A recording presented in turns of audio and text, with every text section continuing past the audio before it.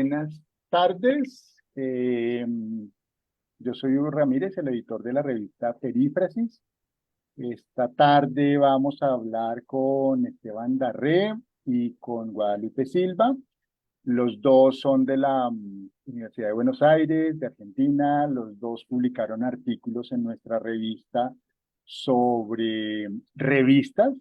Eh, Esteban Darré publicó un artículo muy interesante sobre la revista Pensadores, que es una revista de los años 20 en Argentina. Ya vamos a tener oportunidad de hablar en detalle de ella.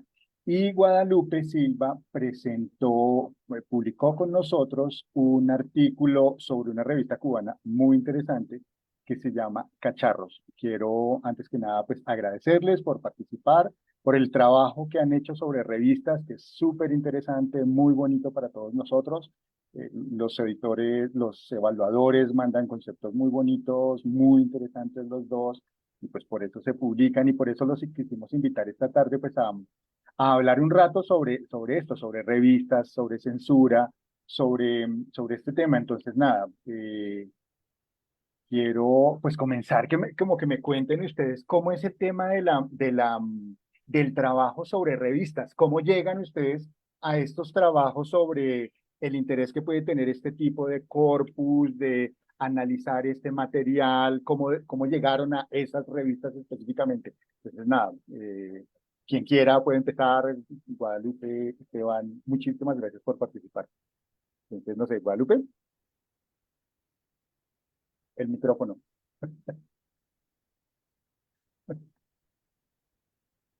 Aún no funciona. Ya listo. Ahora sí. Perfecto. Cuéntame. Bueno, gracias por la invitación ante todo.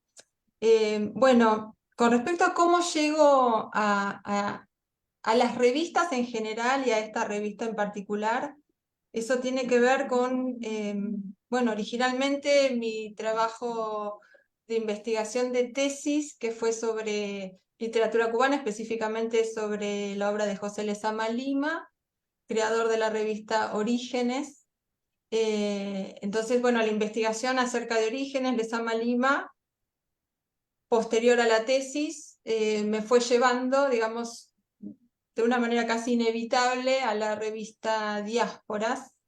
Si bien, digamos, mi primer formación no era específica sobre revistas, no es que la revista en sí, el estudio de revistas es mi tema de investigación, pero sí la revista es, digamos, un insumo de investigación extraordinario, ¿no? Porque a través de las revistas se puede leer, digamos, el inconsciente de los textos, ¿no? Porque ahí están todos los temas en circulación. Cuando uno estudia ficciones, y en especial, como en el caso mío con Lezama Lima, uno estudia una novela como Paradiso, que está tan relacionada con una revista como Orígenes, que fue una revista que se publicó en Cuba entre 1944 y 1956, ¿no? Una revista bastante lejana ahora.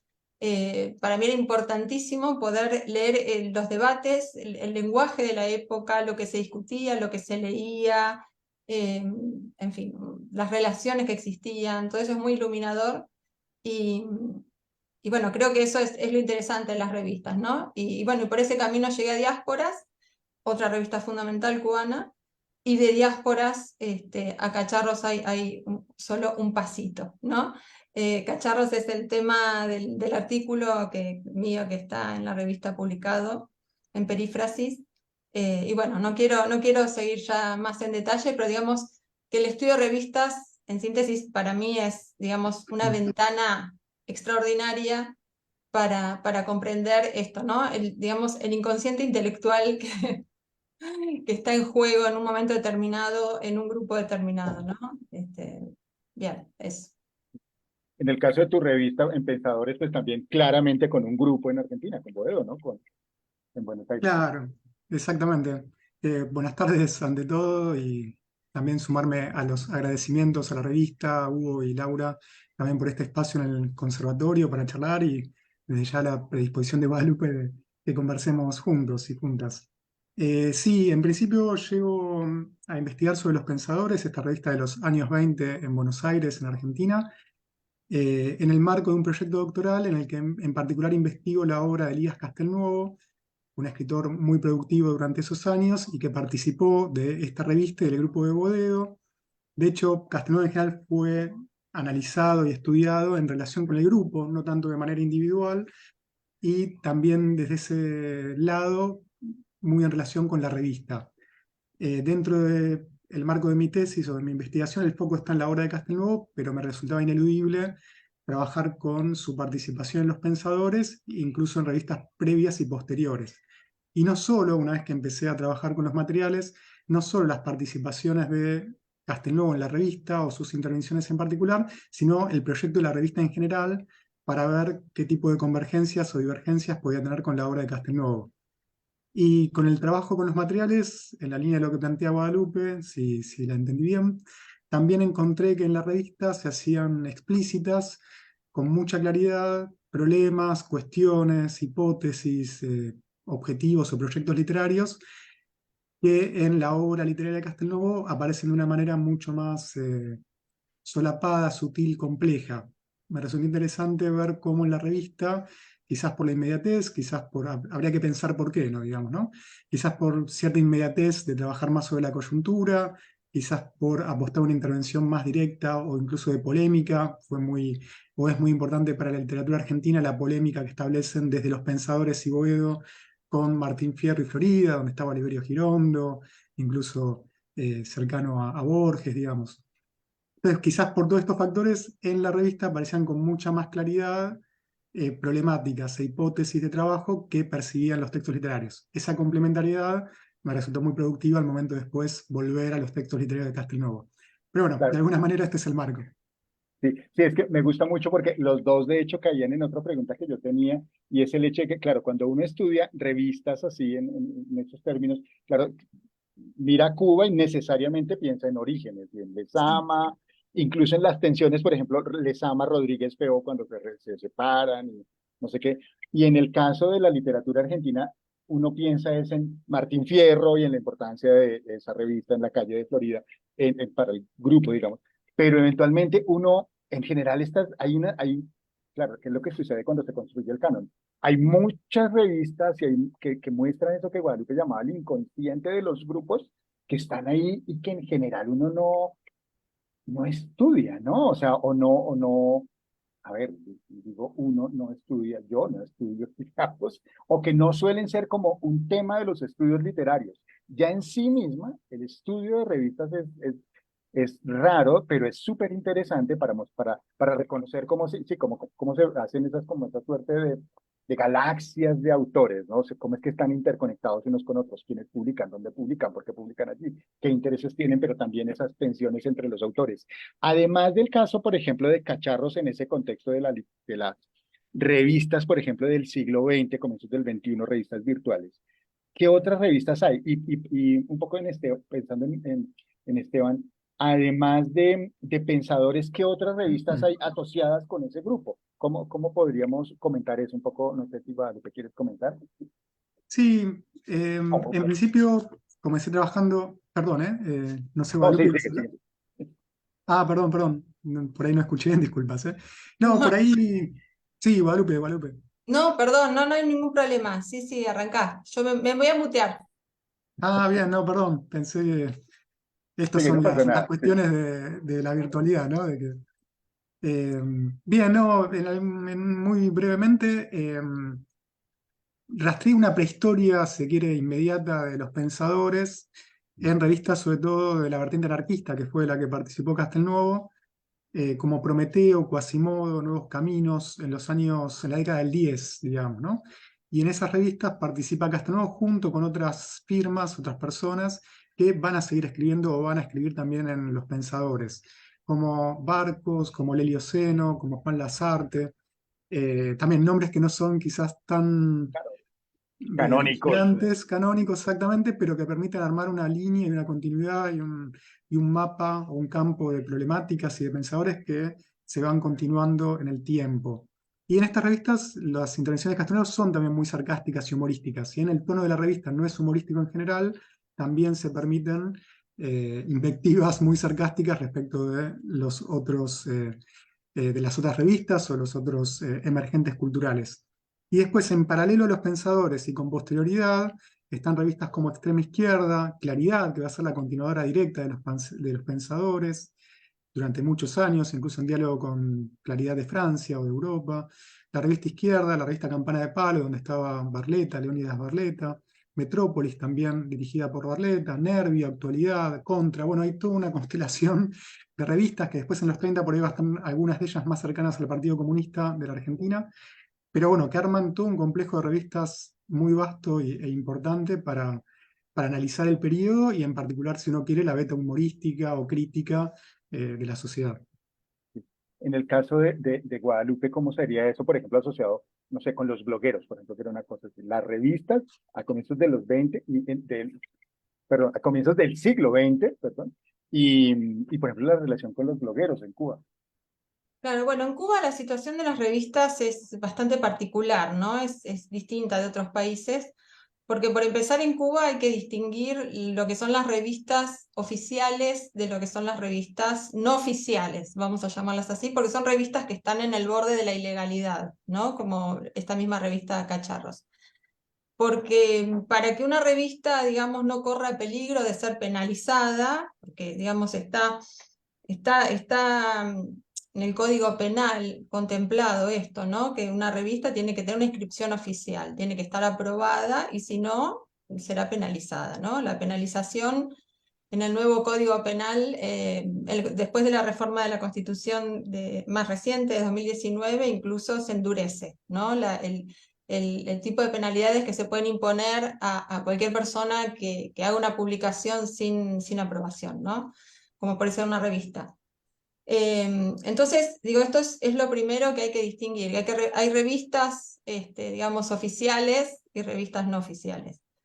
Estas revistas, como la que mencioné, Diásporas y Cacharros, que es descendiente directa de Diásporas, son revistas que, digamos, no solo no son oficiales, sino que hacen de su no oficialidad una especie de performance, ¿no? Yo la llamo así, es una performance de la irreverencia, de la transgresión, bueno, hay una investigadora llamada Nanne Timmer que dice que hacen una performance del delito, ¿no? Porque efectivamente es un delito publicar sin aprobación, ¿no?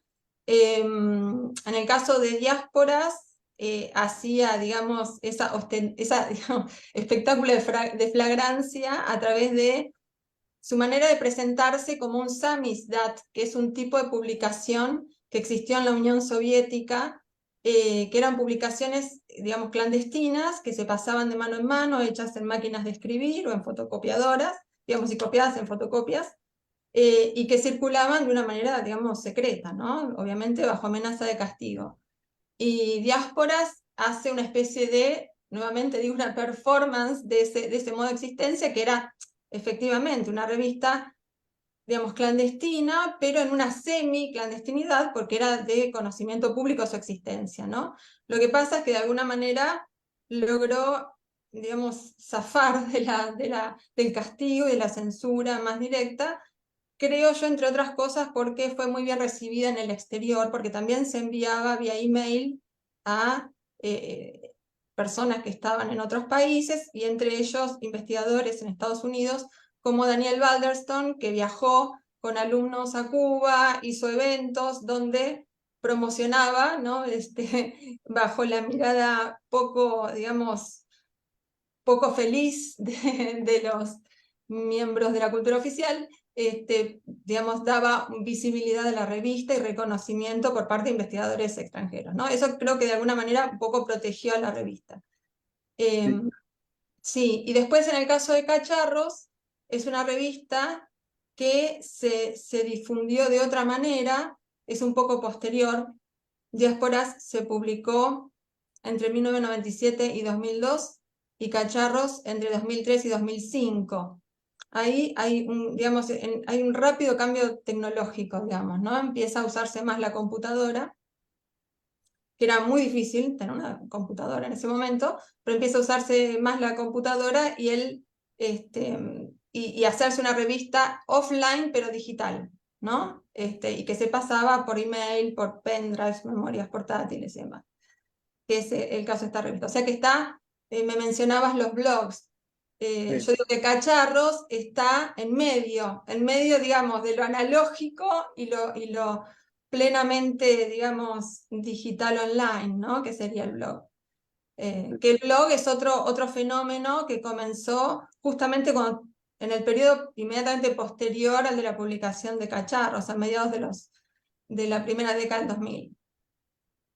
Una pregunta, Esteban, con base en lo que en lo que decía Guadalupe, en el contexto de Buenos Aires, ¿había revistas en los años 20 que estuviesen padeciendo, digamos, esa censura o la oficialidad de las revistas? ¿Todo era oficial? ¿Todo era extraoficial? ¿Cómo funcionaba esto? No, en principio no, no encontré yo con el trabajo con las revistas ni en la recepción crítica el problema de la censura. De la Y censura. uno leyendo los materiales se ve que se nota que hablaban con mucha libertad de una manera muy explícita a favor de la Revolución Soviética, digamos, no, Sí, no se percibe tampoco autocensura.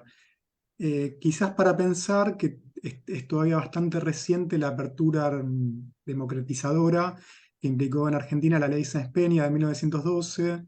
Entonces hay quizás para pensar una apertura respecto de lo que implicó una democracia de base ampliada, eh, con el voto universal para varones, ¿no? Desde ya, pero con un límite muy claro a un manejo político mucho más cerrado, y creo que eso también redundaba en una apertura cultural mayor y gobiernos con el surgimiento del radicalismo de base que buscaban apoyarse en las masas. Creo que quizás desde ese lado se puede pensar también que había cierta apertura o no censura a las publicaciones. Para pensar por un lado, esto iba complementado con la ley de residencia que implicaba la expulsión de los extranjeros que hicieran actividades políticas, digamos, ¿no? Estaban como las dos caras. Una cara de una ampliación democrática a partir del voto secreto y obligatorio, y la otra cara represiva, sobre todo con los extranjeros, que eran gran parte del componente laboral y sobre todo militante, y de mayor conflictividad social de ese periodo, digamos, ¿no?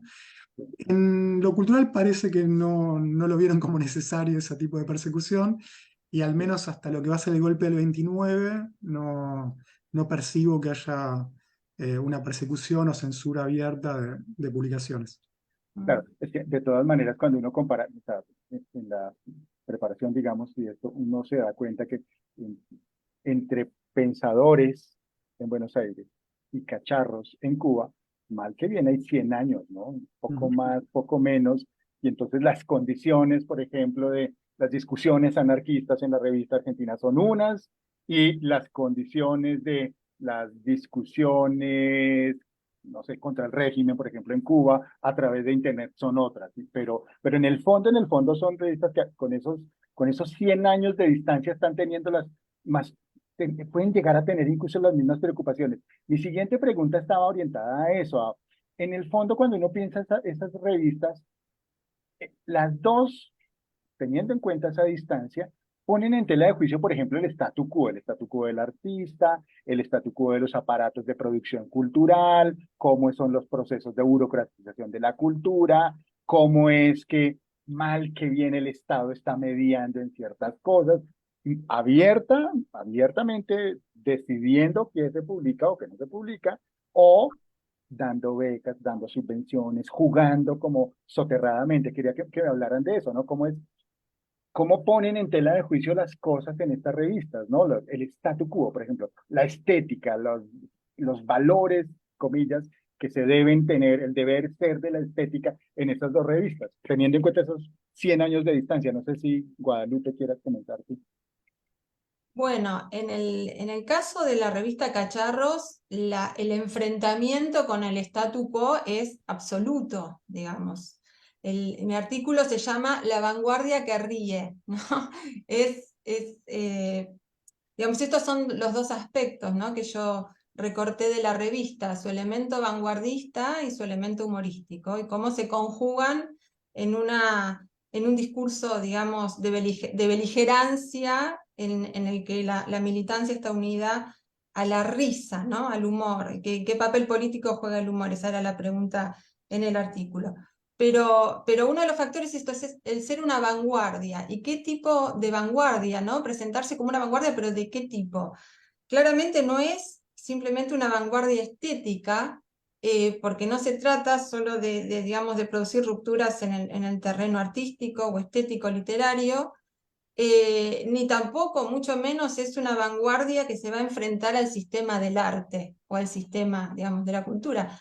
Todo lo contrario, es una vanguardia que está tratando de reconquistar el terreno de la cultura, de reconquistar una esfera de acción, digamos, de intervención civil, una esfera civil, una capacidad de intervenir en la esfera civil que está cooptada por el Estado, ¿no? Esa es la batalla que emprende esta revista, es una batalla que también está en la revista antecesora Diásporas y que continúan otros, digamos, posteriormente, ¿no? Pero, digamos, es una vanguardia en el sentido pleno de la palabra, ¿no? En el sentido militar. Y es una revista que está llena de metáforas de guerra, de lucha, ¿no? Desde el comienzo se declara una revista, una avanzada, ¿no? Una avanzada en esta lucha por reconquistar la autonomía, ¿no? La defensa de la autonomía intelectual es, creo, el estandarte, ¿no? De esta revista, que en este aspecto es muy seria, más allá de que el humor es un instrumento fuertísimo para ejercer algún tipo de, digamos, de intervención a través de un lenguaje específico, ¿no? Ese ya sería otro tema de análisis, pero digamos, respondiendo a tu pregunta, el enfrentamiento con el statu quo es total y va directo contra los discursos del Estado, ¿no? Un elemento muy claro de este carácter vanguardista de la revista es el hecho de que se presenta a través de una declaración que es un manifiesto, ¿no? En el primer número, al igual que Diásporas, y, y hay incluso citas de Diásporas en la presentación de Cacharros.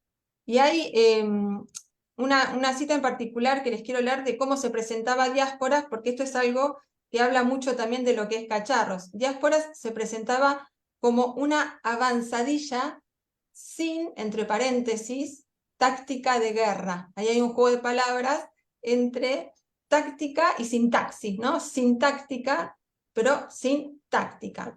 En realidad con táctica, ¿no? Pues está lleno de tácticas de guerra, pero bueno, ahí hay un juego muy derridiano con sin táctica, donde están conjugadas la idea de una guerra con la idea de una sintaxis, es decir, del discurso, porque es una guerra de discursos. Es una guerra que ante todo plantea que el discurso de la revolución es un discurso.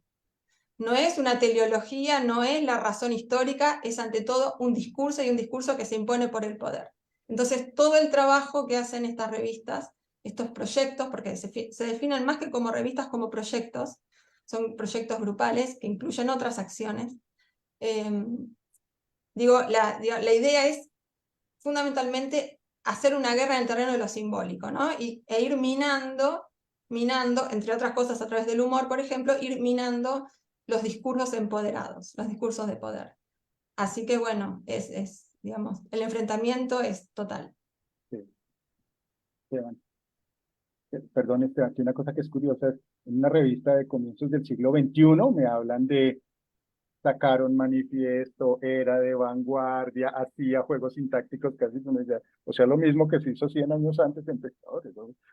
¿Cómo funcionaba Pensadores en ese sentido? Exactamente. Bueno, pero eso es algo que, por eso, es algo muy propio de este contexto donde digamos, la falta de libertad y la falta de autonomía vuelven otra vez actuales y muy actuales los procedimientos de otras batallas, digamos. ¿No? Entonces, este carácter bélico tiene su razón de ser en ese contexto. Fuera de ese contexto ya sería otra cosa. Esteban.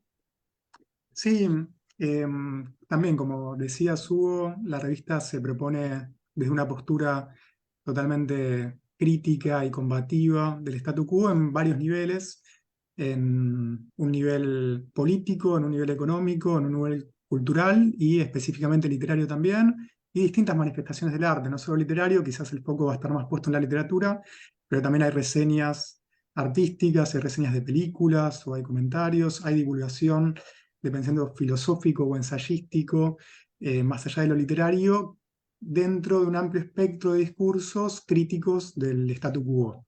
Y en particular del capitalismo, digamos, ¿no? Hay una crítica muy fuerte del capitalismo, teniendo en cuenta de que sus distintos integrantes tenían diferencias ideológicas también. No era un grupo, era un grupo amplio, no homogéneo, incluso un grupo eh, que fue cambiando sus integrantes, digamos, ¿no? No era un grupo totalmente estable. La revista se publicó entre el 24 y el 27 y luego se continúa en Claridad. Pero dentro de este grupo de los pensadores, de la revista Los Pensadores, había quienes eran más cercanos al socialismo, quienes eran más cercanos al anarquismo, quienes van a estar más cercanos al narco-bolchevismo, directamente al bolchevismo, digamos, ¿no? Recordemos que la Revolución Soviética era muy reciente, en el 17, y creo que en la revista se percibe esa diversidad ideológica y de esa manera también esas distintas formas de combatir el statu quo y también cierto cuidado respecto de, bueno, aún en nuestras diferencias, lo que tenemos en común es intentar combatir al capitalismo. Entonces, en ese marco también, esto es una hipótesis de trabajo, ¿no? Una hipótesis de lectura, también un poco cada uno de quienes escriben, cuando escriben con firma propia, también limitan, me parece, un poco su pluma respecto de lo que eran los artículos de Castelnau en la prensa anarquista, con lo que hacen los pensadores, va a haber un cambio. Eh, pero este combate se da desde, sin duda, desde una vanguardia política y también, y esto quizás es disonante respecto de lo que fue la recepción mayoritaria de la revista, también desde una apuesta por las vanguardias. En general, el Boedo fue recibido como conservador en términos estéticos y Florida como vanguardista en términos estéticos, al tiempo que conservador en términos políticos Florida y vanguardista en términos políticos Boedo, como si era un cruce de valoraciones y de distribución de lo político y lo artístico. Desde mi perspectiva, hay una apuesta también vanguardista en los pensadores, hay un impulso muy fuerte de destrucción, que es bastante vanguardista, digamos, un gesto muy de vanguardia, de destruir las instituciones, destruir los valores establecidos en el arte, en la sociedad. También hay una apuesta muy fuerte por pelearse con las generaciones más grandes de escritores y de pensadores, Gálvez, Lugones, ingenieros, digamos, ¿no? Hay un doble juego de reconocerlos como referentes, pero al mismo tiempo de una crítica muy radical a estos pensadores, que también es un gesto vanguardista, y también hay una cobertura analítica de las vanguardias, de películas, de muestras, pero también me animo a decir que en sus obras, que incluso eran publicadas en Los Pensadores, hay una apuesta, pero por otras vanguardias quizás. Creo que en Martín Fierro había una proximidad mucho mayor con lo que uno puede considerar el dadaísmo o el surrealismo, mientras que en Boedo hay una proximidad mayor al expresionismo, eh, como vanguardia también histórica, pero desde mi perspectiva que no fue percibido en su dimensión, o fue percibido solo en art, que era quizás después también una figura que fue cuestionado respecto de su inserción en Boedo, digamos, ¿no? Pero bueno, sin entrar por ahí en detalles tan finos, pero sí proponer que este debate respecto del statu quo se da en muchos niveles y bajo distintas manifestaciones, digamos, ¿no? Ya sea desde la divulgación de pensadores anticapitalistas, desde el análisis de obras que podían verse como señeras o como referentes de la cultura internacional, e incluso de la propia publicación de obras o ya en los textos editoriales de abierta y francamente, ahí sí mucho humor, que no va a ser el tono total de la revista, incluso tampoco el predominante, pero sí con una presencia muy importante, y sobre todo en estos textos editoriales. El humor va a ser, en los textos editoriales, un arma fundamental para la crítica del statu quo. Sí. Una cosa que en las dos redes, o sea, en el artículo, en los artículos que publicamos en la revista Perífrasis, tanto en el artículo de Esteban Darré sobre la revista Pensadores, como en el artículo de Guadalupe Silva sobre cacharros, hay ejemplos, hay varios ejemplos allí del uso, por ejemplo, de los recursos gráficos, las caricaturas. Recuerdo mucho en el artículo de Esteban, las caricaturas eran buenísimas. Eh, eh, ese uso, ese aprovechamiento del recurso gráfico cómo se veía, además de las caricaturas, de los tamaños de las letras, de los juegos con títulos y tal, o el ejemplo que tú ponías allí hace un ratito, ¿cómo más se podían ver ese uso ¿cómo lo digo? Sí, de los juegos tipográficos, la manera de analizar la tipografía en la novela, en las revistas, que en general cuando por pura, no sé, tara profesional de literato, uno lee los textos y no se ocupa de la tipografía o de la distribución de las páginas. Cuando uno lee sus artículos, en los dos casos, tanto en Los Pensadores como en el caso de Cacharros, usted no podría llegar a Pensadores sin ver la caricatura, o no podría mirar Cacharros sin ver disposiciones tipográficas. ¿Cómo llegaron a eso y qué valoración le dan a eso ustedes en sus trabajos? No sé, Esteban, Guadalupe, ¿quién quiere? Bueno, arranco así, seguimos el orden que estamos. Sí, bueno, es inevitable prestar atención a las tapas de Cacharros. Vamos a decir tapas Sí, entre comillas, porque en realidad, como decía, circulaba a través de email, era un PDF, ¿no? Entonces, digamos, lo que hacía las veces de una tapa era la primera página, ¿no?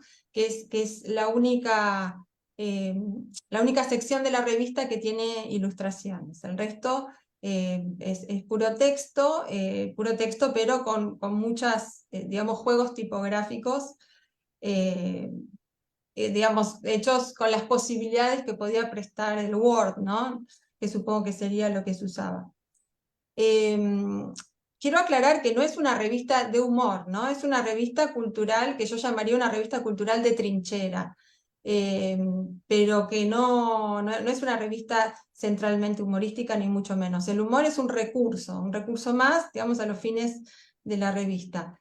Y se concentra especialmente en las imágenes, por eso analizar las imágenes es indispensable para entender este tipo de, digamos, este paratexto, ¿no? Este texto visual que está junto con los textos publicados, con los contenidos textuales, digamos. En este caso no hay caricaturas, sino que el procedimiento es el collage. Y el collage es un procedimiento muy a tono con el tipo de, digamos, de humor y el tipo de crítica, incluso digamos, el corpus bibliográfico de esta revista, que es muy posmodernista, ¿no? El collage es un recurso muy posmodernista, es el contraste y el efecto que se produce por contrastes. Entonces, lo que hace la revista es utilizar imágenes tomadas de documentos. Hay que decir que cada número de la revista se llama a sí mismo expediente. Entonces no es el número 1, es el expediente número 1, el expediente número 2, como si fuese una carpeta en los archivos de la seguridad del Estado, ¿no? Con lo cual, de alguna manera, es como que se está travestiendo la revista, ¿no? Se está haciendo un juego ahí, disfrazándose de otra cosa, y continuamente el humor de la revista pasa por los sistemas policiales de vigilancia, ¿no? Entonces, son todas formas de burlarse de esos sistemas a través de poner tapas con algún chiste, digamos, en ese sentido, ¿no? Y esos chistes en general, lo que, por ejemplo, creo que era en el primero, no recuerdo si era el primero o el segundo, pero que hay una mata de marihuana, propiedad de la policía, una foto de una mata de marihuana, propiedad de la policía en la tapa, ¿no? Con lo cual, está tomada de un libro sobre la droga en Cuba, ¿no? Entonces, eso tiene muchísimas, digamos, ambigüedades. ambigüedades y connotaciones humorísticas, ¿no? Haciendo pensar, bueno, la policía está fumada, la policía ampara la droga, la esconde, bueno, en fin. Ese es el recurso, digamos, principal, y es inevitable, obviamente, leer el lenguaje visual en la revista. Y por otro lado, en cuanto a la tipografía, el diseño de la revista es un diseño muy amateur, está hecho ostensiblemente por alguien que no es diseñador gráfico profesional. En esto es muy distinto de la revista Diásporas, que estaba diseñada con un criterio artístico pleno, ¿no? Ahí participó Tania Bruguera, que es una artista ultra reconocida internacional, ¿no? en este caso no, en este caso es una revista, digamos, más doméstica, digamos, hecha con los recursos que puede tener una persona en su computadora sin ser un diseñador gráfico, pero eso también habla de digamos, del modo de circulación y de existir de la revista, ¿no? Que es esto, es una revista que podría entrar en algo que una crítica, Paloma Dong, llamó ciudadanía amateur, ¿no? Es decir, son ejercicios de participación ciudadana en un momento en el que no existe una esfera civil abierta, ¿no? Entonces, es esto, es un modo de abrirse espacio desde las posibilidades materiales que puede tener una persona con su computadora en su casa, ¿no? Y esto es muy visible y bueno, es lo que muestra la revista. Sí, Esteban.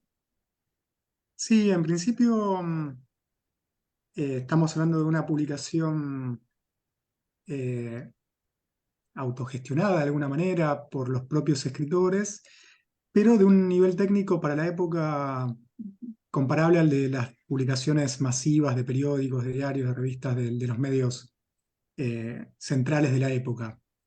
Y lo que me llamó la atención, la sorpresa mía, fue que en la revista las páginas que tienen las caricaturas, que sale una en cada número prácticamente, de los primeros 5 o 6 números, alguno no tiene, pero hay 4 páginas con caricaturas, caricaturas sobre los distintos modelos de escritores, de novelistas, de poetas, de pintores, de escultores, digamos, ¿no? O sea, puesto el foco en parodizar o en satirizar a los artistas, pero lo que me llamó la atención de que además de que son caricaturas muy bien realizadas, con mucho detalle, de que están en papel satinado, en contraste con el resto de la revista, que es papel de periódico común, digamos, ¿no? Por un lado, contaban o tenían la posibilidad de publicar con papel satinado, que imagino que aumentaba los costos, digamos, ¿no? Era todo un salto de materiales, ¿no? Si hoy en día le suma complejidad de querer publicar una revista con alguna página satinada, me imagino en aquel momento, pero también por la importancia, me animo a decir, que le dieron o le daban a que esas caricaturas salieran bien, tuvieran una buena calidad de impresión e incluso estuvieran destacadas.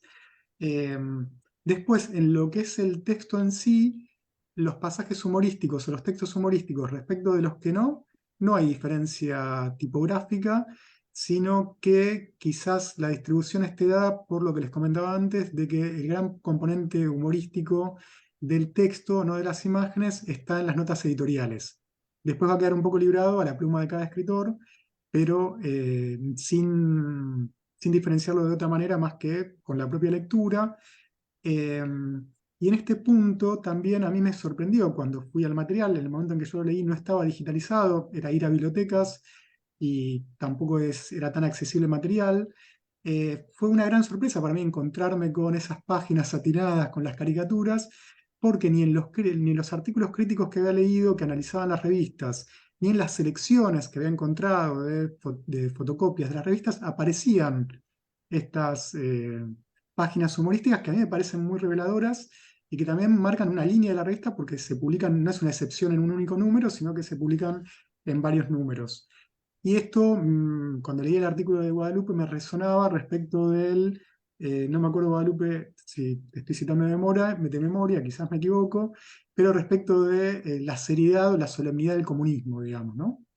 Claro. Eh, y de repente voy a una revista de izquierda en los años 20 y me encuentro con que tenían una desfachatez y una alegría y una capacidad de burlarse de todo y de reírse de todo que contrasta con un poco la idea de la solemnidad del militante de izquierda o de la cultura de izquierda. Y ahí me preguntaba un poco qué pasó, digamos, ¿no? ¿Qué es lo que pasa? ¿Es que el comunismo, la izquierda es solemne en sí? ¿Fue la burocratización del comunismo? En todo caso es un problema del poder o de estrategias de poder y contraestrategias de subversión respecto del poder, lo que distribuyen la solemnidad y la risa. O sea, ¿es una distribución político-ideológica o es una distribución respecto de qué lado del lugar de poder uno se encuentra, digamos, ¿no? Porque me encontraba con un humor, una risa, un sarcasmo, que en principio no lo había encontrado en los análisis críticos sobre las revistas, ni tampoco en el preconcepto respecto de lo que uno imagina que es una revista de izquierda.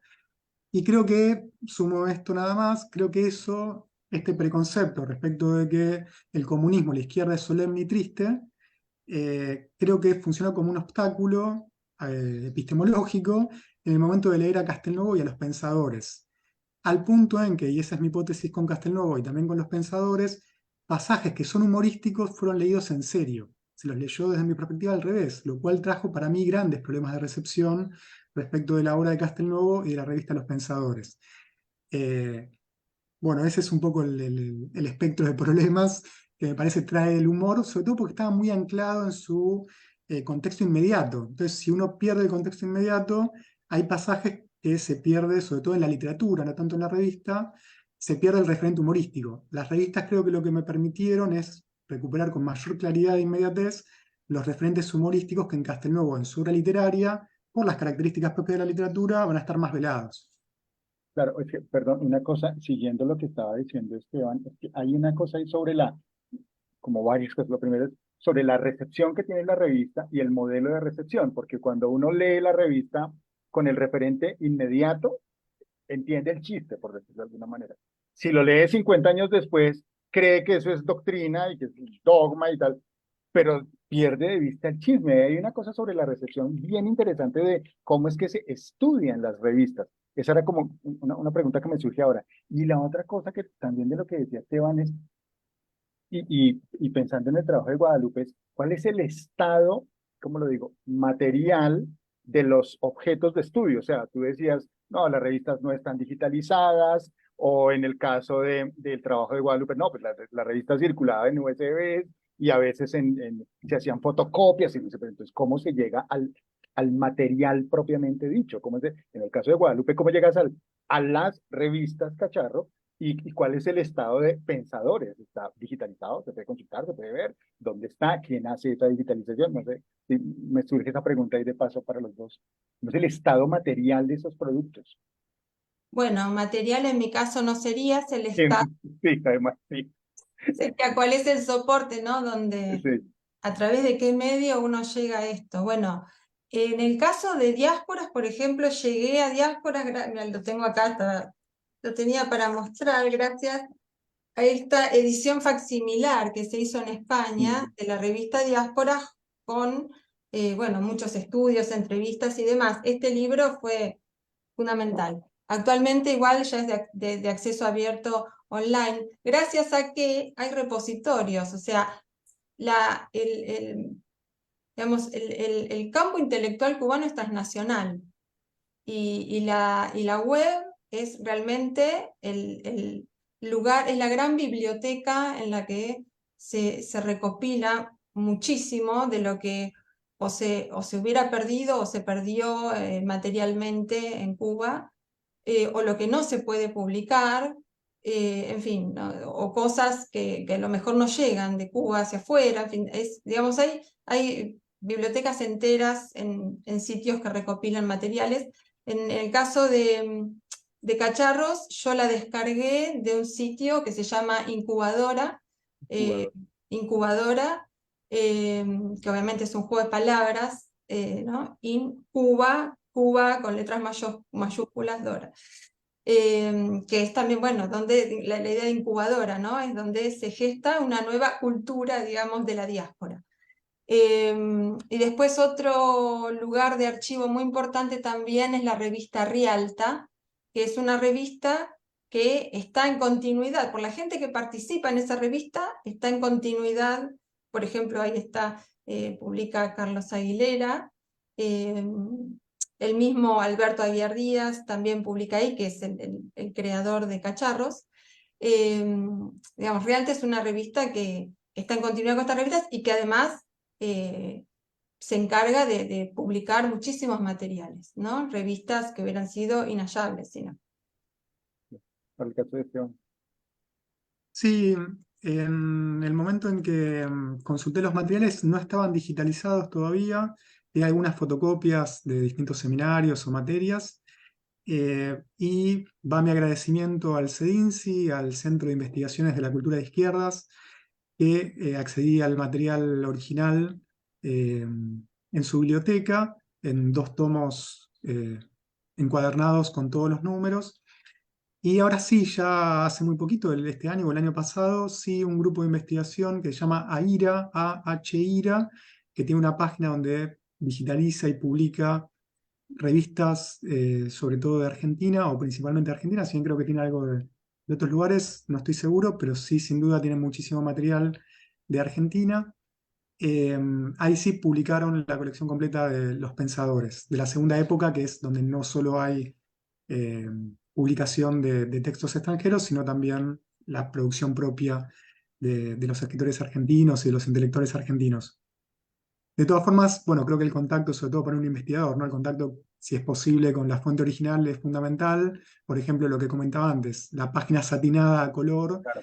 y el contraste con el resto de la revista creo que no se percibe o no se percibe de la misma manera con la digitalización, el tamaño, digamos, ¿no? También la, el, for- la- el material de la tapa, que es en cartulina, respecto del contenido que es del papel de pulpa más habitual.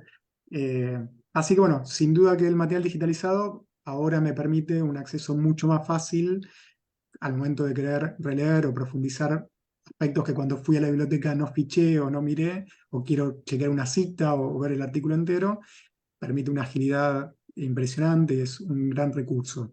Es hace muy poquito que está digitalizado, así que ahí creo que también favorece muchísimo el volver a mirar los pensadores respecto de hace unos años que sí o sí había que ir a la biblioteca. Sí. Una cosa pensando, un poco ya para ir terminando, ustedes han estudiado revistas del pasado, o sea, de hace 100 años, para el caso de Esteban, de hace 10 años, 15 años, para el caso de Guadalupe. ¿Qué ha cambiado en las dinámicas de producción? Yo preguntaba acá de creación de contenido crítico, de creación de contenido humorístico, de consumo de crítica, de perdurabilidad de los consumos en revistas. Un poco pensando en el pasado remoto, en el caso de pensadores, ¿cómo ves hoy la producción de crítica humorística frente a, no sé, y el caso de Guadalupe? ¿Cómo ves hoy esta situación de qué tan condenados, traduzco la pregunta, qué tan condenados están las revistas de crítica al clic, por ejemplo, a la cantidad de visitas que tengan? El problema de las visitas no era un problema en pensadores.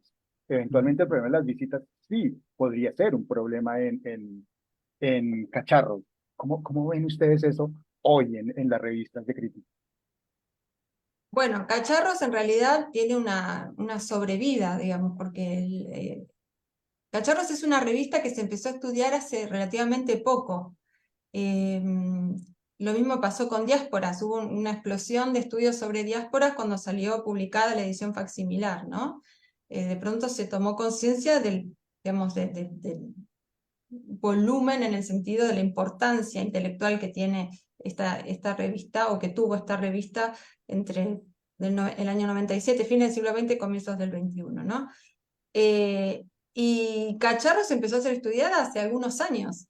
Hace poco, cuando yo empecé a estudiarla, justo fue para un congreso que terminó el día que empezó la pandemia. O sea que el confinamiento, Harto, ¿no? evidente. Entonces, y quedó ahí, bueno, ese trabajo quedó como una ponencia medio, digamos, no era un artículo, la dejé ahí y la retomé el año pasado para extenderla y para darle un desarrollo.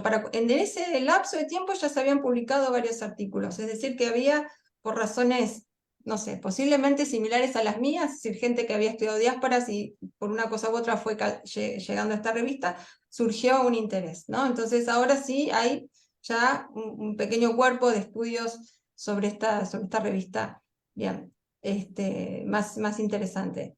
Pero decía, digo que son cosas que ahora se conocen gracias a que están en repositorios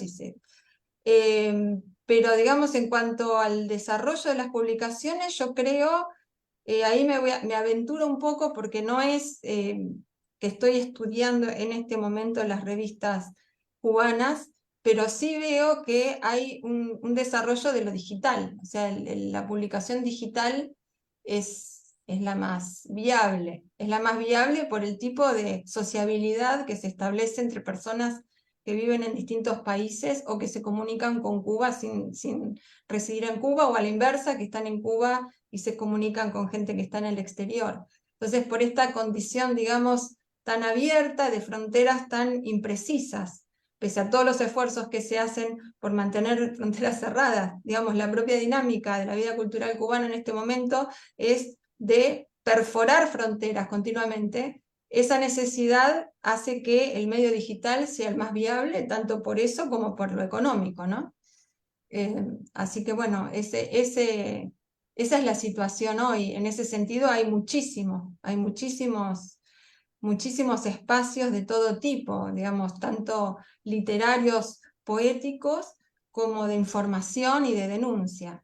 Está lleno, no todos los, digamos, no todos los medios periodísticos o culturales digitales llegan a Cuba o se permiten, ¿no? Muchos están censurados, no se puede acceder a ellos. Pero existen digamos, todo el tiempo se está tratando de volver a abrir túneles, digamos, para que la comunicación sea lo más abierta, ¿no? Que se pueda. Pero esa, digamos, es la batalla propia de este ámbito. Sí, respecto de los pensadores, pensaba, valga la redundancia, que sí había en todas las revistas un llamado a la suscripción y a la compra, digamos, ¿no? Tanto de la revista en sí misma como de los productos aledaños, libros que sacaban, incluso también muchos de los integrantes de los pensadores van a participar de proyectos teatrales, entonces se invitaba a que se vaya a las obras de teatro, ¿no? Había no estaba mediada la circulación por el clic, sino por la venta, y sin duda, además, siendo una revista que no dependía ni de un partido político, ni de un diario, ni de una empresa, al ser, sí estaba vinculada de alguna manera con después lo que va a ser la editorial, o ya el director tenía una editorial, pero bueno, en principio los recursos eran propios, con lo cual dependían de la venta.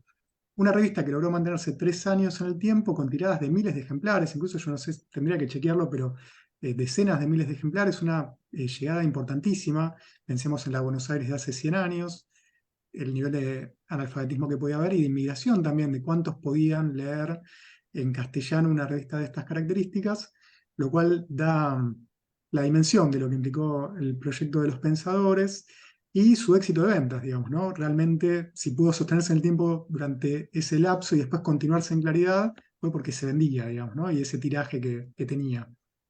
Eh, Esto también son hipótesis ahora todavía más fuertes. Por un lado, me permite entender la diversidad ideológica, si bien bajo el marco común, la diversidad ideológica, porque llevar adelante una publicación de estas características implicaba el esfuerzo de muchas personas.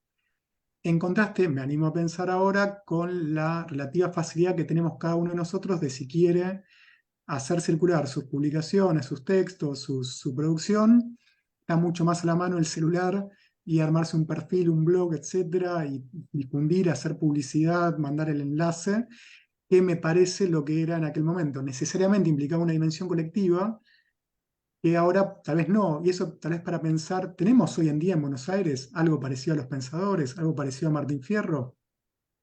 Habría que pensarlo un poquito, digamos, me parece no es tan inmediato decir sí, está tal publicación que tiene ese lugar de tanto impacto, tanta llegada, tanta divulgación de nuevos escritores, y también de esta amplitud, no solo ideológica, aún dentro de un marco de la izquierda, sino amplitud de publicar literatura, pensadores, ensayos, o sea, también diversidad respecto de no ser una revista específicamente literaria.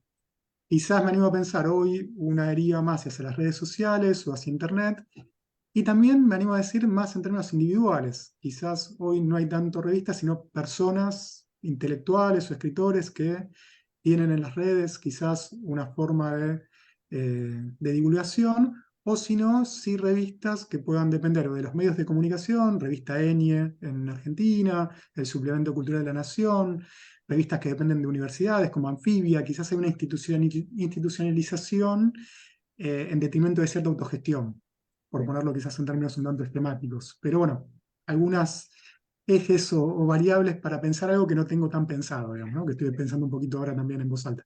Sí, hay una cosa también, un poco ya para terminar, sería como las formas, a pesar de todas estas aperturas, de que todo el mundo, pues todos tenemos Facebook y tenemos Twitter y las revistas lo tienen y lo mueven y publican videos y tal.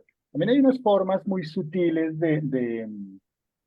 sutiles en algunos casos, menos sutiles en otros, de hacer censura, de cerrar cosas, o sea, no sé, en los años 20 y aún hace muy poco, quitarle el papel a una revista era una manera de censurar.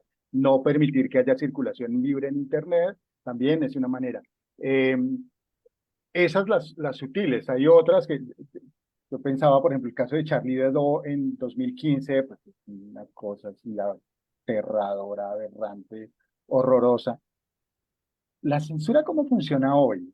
Si pensamos en la censura en las revistas, en la risa, en las censuras, en la incomodidad que tiene que producirla, tiene que, comillas, producir que el humor en algunos sectores, no todo lo que se diga sobre la izquierda o sobre la derecha, no todo tiene que ser recibido o va a ser recibido bien, sino que en muchos casos siempre va a haber gente que se resista a admitir que es posible reír, que era una cosa que yo decía, que hay unos márgenes para el humor, que hay unos márgenes para hacer crítica radical de ciertas cosas.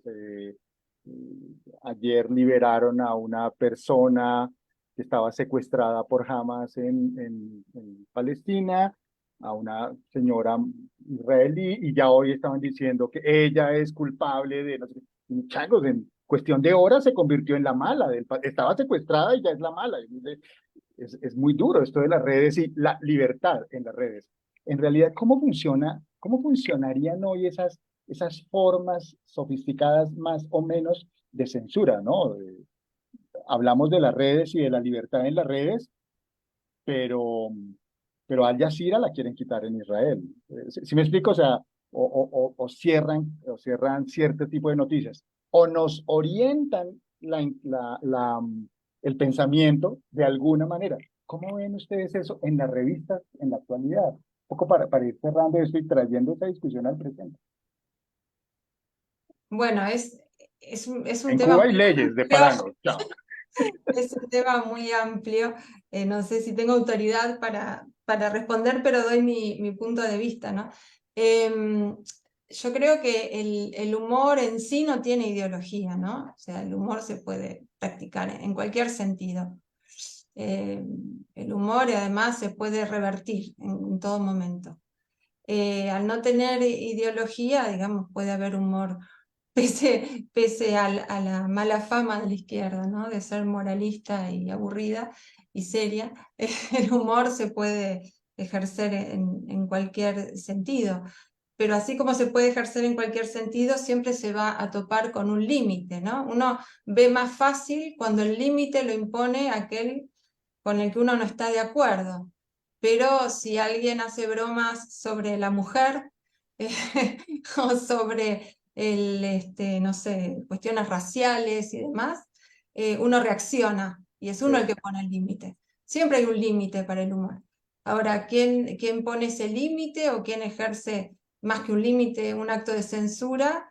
Eso está abierto actualmente a muchísimas, digamos, es algo prismático, o sea, que se tiene muchas facetas, ¿no? O sea, dependerá del medio en el que surja y también de los grupos, ¿no? Pienso concretamente en el caso cubano, que así como se producen movimientos de apertura y de resocialización por fuera digamos, del estrecho campo de lo aprobado por el Estado cubano para las publicaciones, a su vez esos grupos tienen sus propios modos de exclusión, también tienen sus operaciones de exclusión, y esto es propio de los grupos, ¿no?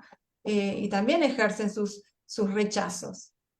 Así que, bueno, en este sentido, la censura y el límite, digamos, la censura tiene otro carácter, tiene más que ver con el poder, ¿no? Con un ejercicio de poder, pero la imposición de límites y de exclusiones se va a dar igualmente porque es propio de la vida intelectual, ¿no? Y de la formación digamos, de la interacción entre grupos intelectuales. Sí. Así que, bueno, eso es lo que puedo decir, humildemente. Sí, a partir del planteo, Hugo, se me aparecían como dos dimensiones. Por un lado, la dimensión respecto de si hay límites para el humor, como planteamiento más filosófico, si se quiere, y ahí recuperar un poco, en general, por lo que pude ir leyendo, siendo ese problema, aparecen como dos dimensiones, la dimensión o dos respuestas posibles, la respuesta de que no hay límite alguno, digamos, ¿no? Y el humor justamente se caracteriza por avasallar o ir contra los límites. Y otra respuesta posible es que el límite del humor justamente es no reproducir la desigualdad de poder, o que el humor no puede ser para profundizar el dolor o la segregación o la estigmatización de los sectores desfavorecidos, dominados, digamos, ¿no? Distintas manifestaciones de la opresión. O sea, el humor no podría ser de arriba hacia abajo, sino que solo de abajo hacia arriba, digamos, ¿no? Como crítica al poder, en la línea de lo que aparecía en las publicaciones, si entendí bien, que analizamos con Guadalupe. Sí.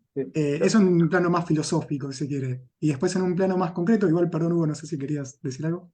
No, no, no, era un detalle, un poco siguiendo con lo que estás diciendo y lo que dijo Guadalupe, había cosas que ustedes se enteraron, de que esto llegó a Pensadores pero nunca se publicó, o esto llegó a Cacharros pero dijeron no, esto no. O sea, ¿sí me explico? A ese tipo de autocensura. Qué pena, sigue, por favor. Sí, Sí, no, en principio no. Sí aparecía, y también para pensar el problema del humor, que también es incomprobable si era verdad o no, pero había una sección de los pensadores que eran reseñas de materiales que recibían, a veces más largas y a veces eran una línea, entonces ponían las iniciales de alguien, JL, por favor, dedíquese a otra cosa, deje de escribir, no le hace bien a usted ni a la literatura, digamos, ¿no? Que yo sospecho de que no eran personas reales, porque en general las cosas que le criticaban eran cómo escribían los de Florida o Galvez. Deje de escribir como Galvez, que nos aburre a todos, digamos, ¿no? Yo creo que no eran escritores reales, pero aún en la ficción que construían había un humor que iba hacia los pares, pero para criticar a los de arriba. Eh, y que esos textos no los publicaban, no sé si entra dentro de lo que es censura, pero bueno, me parece que me disparó para ese lado, cómo usaban también el humor para reírse de esas cosas. No sé, Guadalupe, si antes de seguir con lo otro. No, bueno, Respecto. yo desconozco este aspecto, no sé si hay, porque tampoco es, en el caso de esta publicación en particular, es una revista a la que se enviaran textos como una, digamos, como, bueno, quiero publicar en tal lado y yo envío voluntariamente, que era un proyecto, ya digo, ¿no? Digamos, es es un proyecto muy idiosincrático, digamos, una línea propia y que estaba más bien en búsqueda de los textos, salía a buscar los textos, ¿no? No es que los textos le llegaban, había que buscarlos, ¿no? Y traducirlos o conseguir que se los prestaran o que alguien permitiera publicarlos. Y los que publicaban de más cercanos eran gente afín al grupo literario, ¿no? Que publicaban textos literarios propios porque ya formaban parte de talleres que se conocían previamente y demás.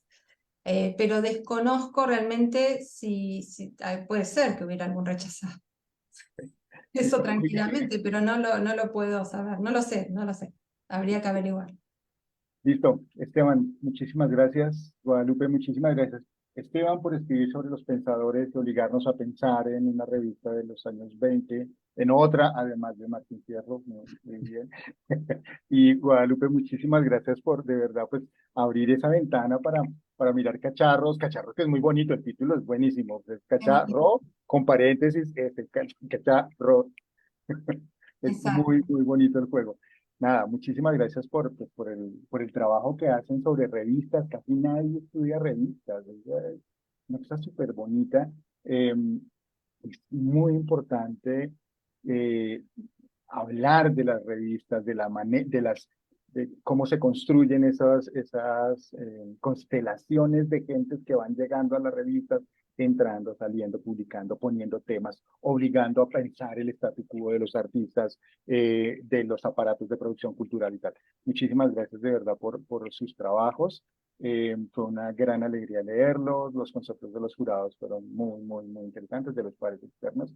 Nada, gracias por medírselo, también hablar carreta un rato acá de estos trabajos que se leen, que curiosamente se leen muchísimo y que tienen muy buena recepción. Gracias a los dos, a Esteban, Guadalupe.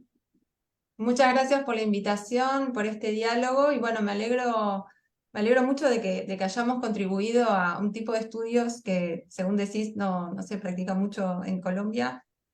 Acá en Argentina, al contrario, acá en Argentina hay una gran tradición de estudio de revistas. Sí, Es realmente un área amplia de estudio. Así que bueno, me alegro mucho de poder hacer este intercambio.